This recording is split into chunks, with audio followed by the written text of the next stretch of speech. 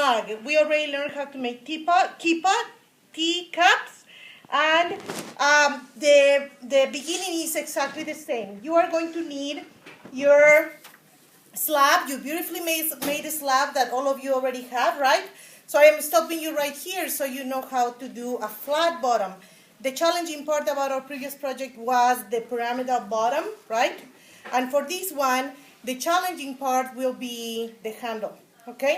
So you are going to need, just like we did for the other one, you are going to need your needle tool, you are going to need your water and your brush, you are going to need a can, you are going to need your paper. To roll your slab, you need your guides, and you need this to be only one guide thick, right, on each side. Remember, when you roll it, you want to make sure your guides are about 1 finger apart from the clay, so you don't end up rolling clay on top of the guides. And you need to make sure that your rolling pin is really clean, and that way you will not have any residue or chunks of clay attaching to your beautiful slab, right? So you are also going to need your scoring tool, and make sure your tools are really clean, especially if other people are working with white clay. You don't want to get white clay on your red clay. Okay, so step 1, you want to make sure you cut a slab that is going to be, will go all the way around, wrap perfectly around your can, and you still have about a finger width for it to overlap once we slant it, right? So we are going to, I am looking at my slab, and I have everybody's eyes over here, right? My slab looks really straight on both sides, but I am going to trim first the most straight, or the straighter side, which in this case is which one?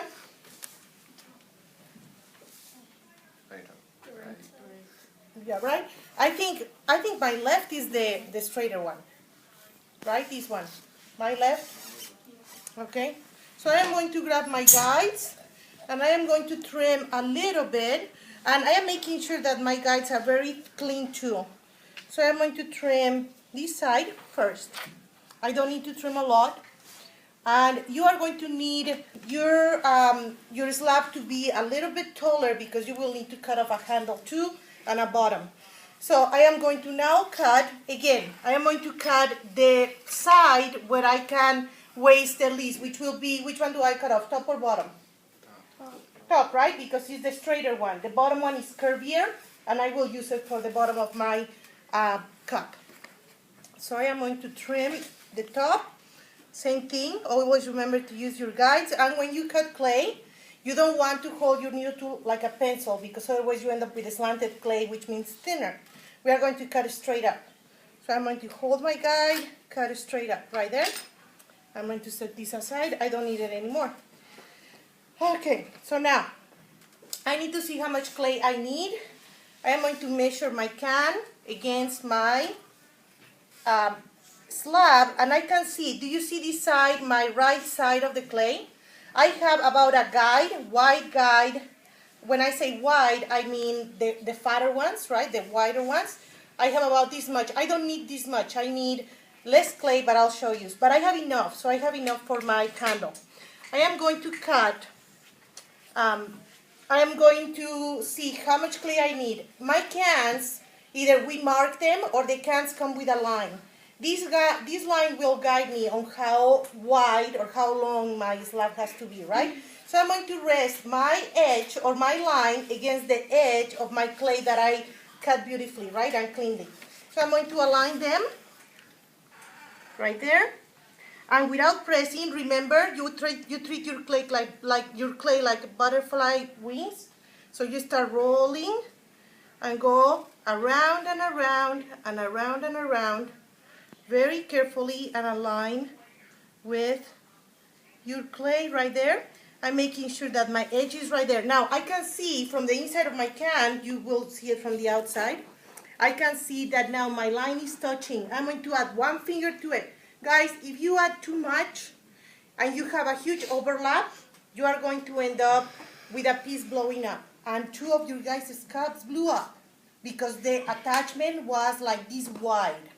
Okay, so you want to make sure you only have 1 finger that will eventually become thinner when we overlap, right? When we slant the clay. So right there, I have my line touching. I'm going to add only 1 finger right there. And I am going to cut, but I will not go, well, I guess I can go all the way across. I have this big chunk of clay, which will be perfect for the bottom of my mug. And I'm going to set it aside. This is gold, don't touch it. Now, I am going to measure my can exactly where it is, and I can cut right there. I want to make sure that I am aligned. That's good. I'm going to make a line right there, and I'm going to bring it to the end, and then make another line right there. And now I can just go from line to line and cut a straight slab. So now I have 3 pieces of clay. I have all of this clay to practice and to make my handle. I have my piece for my mug. This end looks slightly crooked. I'm going to sharpen it because I want to end up with a very beautiful, perfect mug. I don't need that. Okay, now, may I please have one of the thinner, may I borrow your thinner guide? You see, there is a difference between this one and this one. And every time you make a functional piece of pottery, you want it to be, for it to be functional, you also want it to be comfortable, right? So having a handle this wide will stretch your hand, and even though clay shrinks twice, once when it dries, once when it is bisque, the first firing, right? This is still too thick. So I think that once this shrinks, this is going to be perfect for my handle. So if you think about it, when you have your coffee mug, you hold it like that, this will shrink 20%. It will make it really nice for a handle. So you will look for the thinner handles or the thinner guides for your handle. I'm going to cut it now. I have 3 pieces. I'm going to cut 1 piece that is as long as the body or the slab that is going to be the body of my mug. And I'm going to keep this clay extra because I'm going to practice stamps. Because you need to have 1 belt or bracelet around your mug, the body of the mug, and then you will have to have the same imprint or the same stamping on the handle, right? So I have the piece for my handle right here. So far so good? Okay, may I please have a sponge, a clean sponge, moist? Okay, now I am going to, oh thank you so much. I am going to soften my slab right there and my handle. The bottom doesn't matter yet. I'm going to turn them over,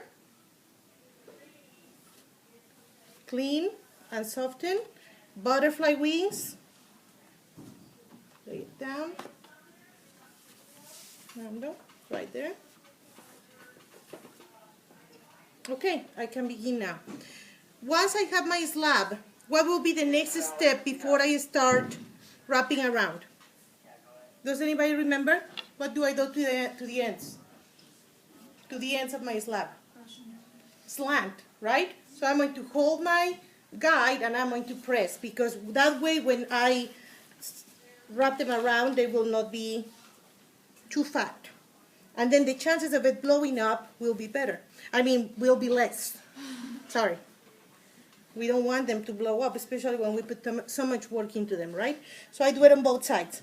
Next step, what is it? Anybody remembers? Scoring, very good. Oh, I have white clay on this, and I don't want it to mess up my beautiful clay that I just made. So I'm going to score one side. Beautiful. Then what? Flip it over. Flip it over, very good. Oh my goodness, you guys are so good. Flip it over. Ah, I have white clay right there. I don't want it. Okay, that's too bad. Then flip it over and score, right? Okay, right there. Next, do I just wrap it around my can? No. What do you do? Paper. Paper, because otherwise you cannot pull out the can, right? Okay, so I'm going to need 1 whole sheet of paper like this one, and we are going to use it for 3 things. 1, I'm going to cut this one in half, and my partners are going to make 2 little paper balls, please. And then I am going to wrap my can around the edge, just like we did with the previous one. You are going to, the drumming part of your can, you are going to align the paper, the nicer part of your paper, you are going to align it with your can right there. And guys, you need to remember, you never press on the can because many cans have this ring around it. And it's going to be like a cookie cutter if you were to put any pressure on it. So you don't want to ever put any pressure. And we never use tape, right? No tape, because otherwise we cannot pull out the paper, right? Okay. Then I push my paper in. Very good. I'm ready to wrap my clay around my beautiful clean table right here because I don't want to mess up my clay. And I'm going to put my handle. This is my handle. And I'm going to put the piece I'm going to practice with right there because I need to lift my slab. Okay, I'm ready. I'm going to wrap by lifting. Let me see. It has to be this side first. I'm going to lift and align with my bottom. The edge of the clay, I'm going to align with my bottom, right? Okay. And I'm going to lift the fabric because it will make my life so much easier and we don't want to complicate our lives here. Okay. Right there. Now I can start pulling around. And as you can see, the fit will be perfect. Then I have a brush right here.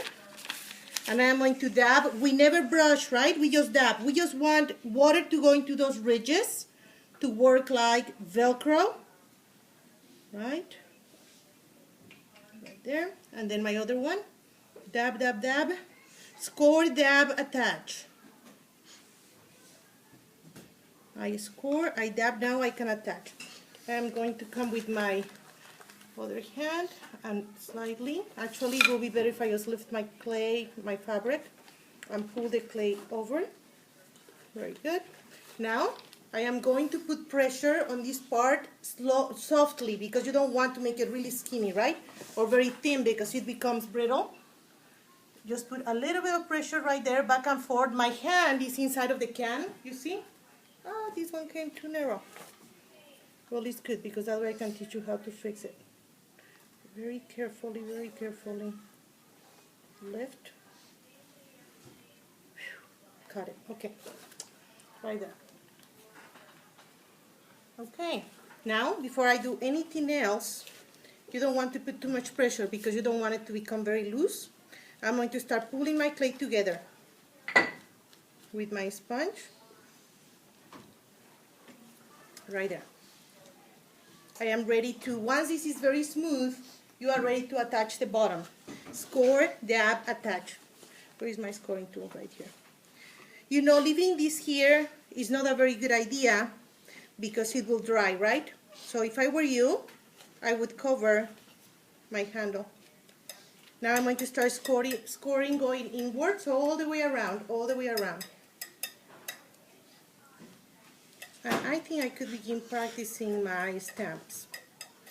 So, on a different piece of clay, I am going to practice what I'm going to end up doing to my mug. Now remember, even though I am handling my piece right now, right there, really I don't want to put any pressure. So even though I am handling it, I am not imprinting my fingers on it, right? Okay, here's my bottom.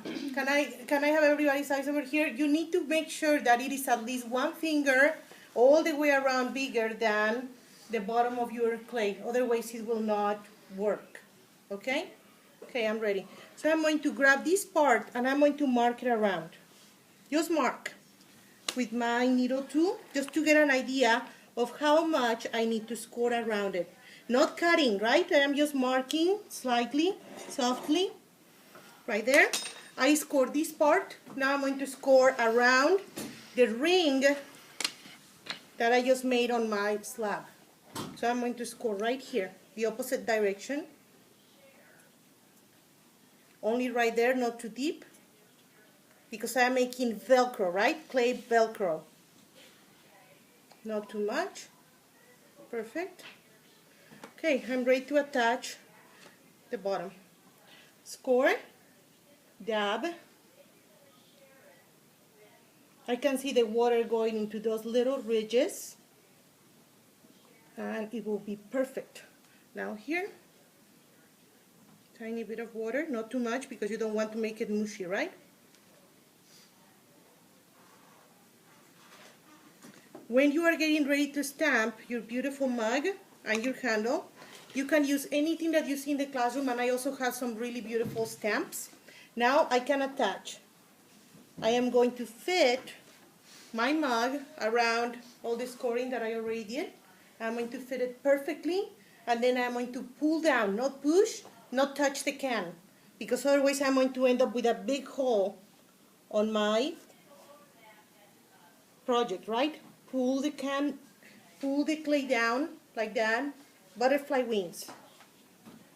Down, down, until I don't see any more liquid being pushed out. I'm ready. When you cut, remember, don't use it as a pencil. You will cut the bottom too thin on the edges, straight up. So look at it from here, straight up. Look around it. If you leave a tiny bit extra, it's not a big deal. I'll show you why. Around it, around it. I'm going to give this mug to my best friend. She thinks I was thinking of her, but I was just showing you how to do it, and then I end up with a present. Okay. Now I am going to rock it around carefully. I'm not pushing. I am just going around like that. Now I can work on this one. I am not putting any pressure on the can, guys. You have no idea how many people are going to end up with no bottom, just because you didn't listen. Well, you guys do listen all the time, so we won't have that problem here. Okay, now I am ready. That should be pretty strong. You work on your clay until this looks perfect and one piece. Almost done, almost done. Once this looks really, really smooth, and remember that your sponges have a lot of friction when they are not too wet. If you are using too much water, they don't work, but if you use just the right amount, they are just like sandpaper on clay. They are very strong, and they help you tons, even more than your fingers. Okay, I'm almost there, so I am just going to make it a little bit flatter, just because I am careful with my projects. Looks a little bit chunky on this side, so just one more time. I'm ready for my handle. Okay, I am going to use just one of my regular tools right here. I'm going to use a clean wooden knife that has a very triangular bottom. That's what I'm going to use. And I'm going to use the bottom of my needle tool, just to try a circle to print it. And since I already practiced on a different piece of clay of what I want, and I like it, this is what I'm going to use. I'm going to have tons of stamps out, guys, for you guys to experiment, okay? I'm going to do triangles and circles. And I only have to do it in two places, the bottom of my mug. You don't want anything close to the lip, because this is the part that comes in contact with people's lips, right? So you don't want anything on this rim around the mug. So even though I am handling it right now, I'm not putting too much pressure. Now I'm going to put a circle just to give it a little bit of variety. And I will be doing the same thing to my mug. Any questions so far as we go while I am working on this? Questions, anyone? So far so good? You are going to have a 10 times more beautiful mug than mine? Okay. Since I already practiced and my handle is very soft, you see, it's very soft and very smooth because I already smoothed it with my sponge, you want to make sure that you choose the nicer part or the nicer side to stamp. I'm going to do the same thing I just did on the bottom. I'm going to stamp, but now I'm going to do a different, and I'll show it to you guys in just 1 second. Okay? Very simple tools that can make some very beautiful. Now imagine the possibilities with this kind of tool, just your simple wooden knife. You can end up with flowers, you can make stars. Just think of what you can do and be creative, okay? And experiment on a different piece so you don't have to end up ruining. And I'm going to do it all the way down. So far so good? Okay, now my circles, because I put circles on the other one. You don't want to make them too thin because, or you don't want to press too much because you will make your candle thinner, right? Almost done, guys, almost done. I'm hurrying. Okay. So I now ended up with a very intricate, repetitive pattern that echoes the bottom of my mug. I'm ready to attach. So do I have my 2 little balls of paper? Thank you, thank you. Okay, I need 1, I need 2, and I have everything ready in front of me. Remember, working with clay is like cooking. You don't want to begin with an ugly slab or an ugly handle or an ugly something, because you will end up with an ugly project, right? So be careful with everything you are doing. Have everything ready to go. Now I am ready to attach my handles. I am going to do it on the place. I want to hide this place because everything else is so perfect, right? So here is my attachment. I'm going to roll up my sleeve because my slab or my handle is going to come on my arm. I'll show you how I am going to lay it down. I'm going to score right there, and I'm going to score right here. You see, 1 finger away from the very bottom. Now I'm going to score my handle. This is going to be my top. This is what I have so far. And you see, this is longer, but that's okay. We need it longer. Okay, I'm ready. Score, dab, dab. When you get here, then you need to hurry. Lay your clay on your arm and press. Get the water out. Paper ball, first one. Helper, would you help me? Right there. I need to put your finger right there, just like that. No hand, just finger, because I need to go to be able to reach. And are you ready? So I'm going to follow with my finger my handle and go, don't take the paper ball away, right there, and press. Thank you. Now I'm going to trim right there. Very good. And since I just messed up my stamp, I'm going to restamp right there, just 1 more time. 1 and 1. And I'm going to clean with my brush perfectly, right there, just my attachment, so it will look very beautiful. Right there, my handle over here. And I have my cardboard. I'm going to set my mug on top of the cardboard with a paper ball right here just to protect. This is perfect now. I'm not going to touch it. I don't need to go back to it. And you need to make sure you write your name on your mug before you set it down, right? Don't forget. Paper ball is just to hold the handle in place while it dries. Right there. You don't want to have a huge handle because it will fall off. If you make a huge handle, you see how much I have still left? Right? Clean, clean, clean. Okay, I'm ready. Paper out. Paper out. Fist in. Twist, twist, twist, twist. Pull out. Pull out. Okay? And this is how you will turn it in until the handle dries. We don't touch the handle until these things come out of the kiln. Sometimes people get really excited. They see it there, and then they grab it by the handle, and guess what?